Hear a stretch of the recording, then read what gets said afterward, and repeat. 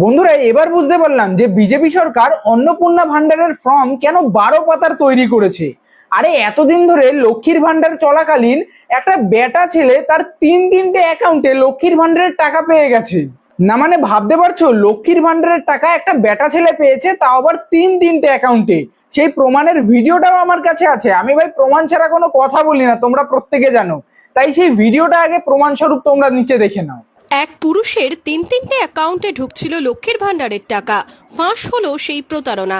রঘুনাথগঞ্জ থানার বড়শিমুল গ্রাম পঞ্চায়েতের বহুরা গ্রাম থেকে মোস্তাফিজুর রহমান নামের এক ব্যক্তিকে গ্রেপ্তার করে বহরমপুর থানার পুলিশ।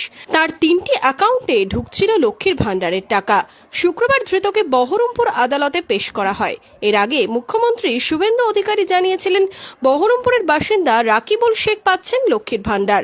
বুধবার রাতেই তাকে গ্রেপ্তার করে পুলিশ। এবার রঘুনাথগঞ্জ থেকেও গ্রেপ্তার করা হলো আরও একজনকে। তাহলে কি বন্ধুরা দেখেছো, খালি একজন নয়, এমন দুজনের নাম উঠে এসেছে যারা কিনা পুরুষ মানুষ হয়েও লক্ষ্মীর ভান্ডারের টাকা পেয়ে এসেছে এতদিন ধরে। তাহলে এবার তোমরাই বলো, যদি এইভাবে রাজ্যের টাকা নষ্ট করা হয় তাহলে কেন ওই 12 পাতার ফর্ম তৈরি করবে না বিজেপি সরকার? কেন করবে না? এরপরে তোমরা সেই আসল ভিডিও ফুটেজটা দেখে নাও, যেখানে ওই লোকটাকে যখন নিউজ রিপোর্টাররা প্রশ্ন করছে যে কেন আপনি তিনটে অ্যাকাউন্টে, আপনি একজন পুরুষ মানুষ হওয়া সত্ত্বেও লক্ষ্মীর ভান্ডারের টাকা নিতেন, তো তিনি কোনো জবাবই দিতে পারছে না। কটা অ্যাকাউন্টে নিতে লক্ষ্মীর ভান্ডার? ওটা এখন বলতে পারবো না, কটা অ্যাকাউন্টে নিতে ওটা পাচ্ছি না বলতে। আপনি নিয়েছিলেন কেন লক্ষ্মীর ভান্ডার? তো এদের জন্য আমি ওটা কি করে হয়েছে আমি ওটা বলতে পারবো তিনটে না। অ্যাকাউন্টে তুমি নিতে, তোমার স্ত্রীর তিনটে অ্যাকাউন্ট, কেন নিতে এত লক্ষ্মীর ভান্ডার?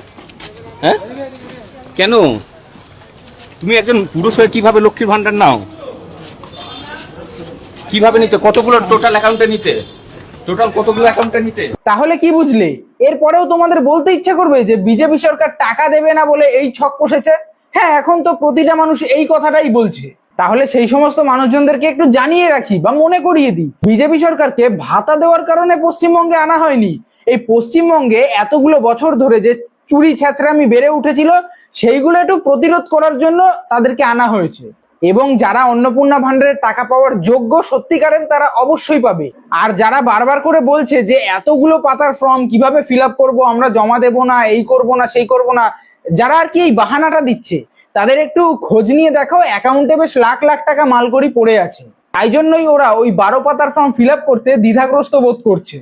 কারণ দেখো বন্ধুরা, আর যাই হোক, যেই মানুষটা সত্যি ওই 3000 টাকা প্রতি মাসে দরকার পেট চালানোর জন্য অথবা সংসার চালানোর জন্য, তাদেরকে যদি 100 পাতার ফর্মও দেওয়া হয় তাহলে তারা সেটা যে কোনো মূল্যে হোক ফিল আপ করে সরকারকে জমা দেবে। কিন্তু যাদের বেশ ভালো পরিমাণ সম্পত্তি আছে অ্যাকাউন্ট,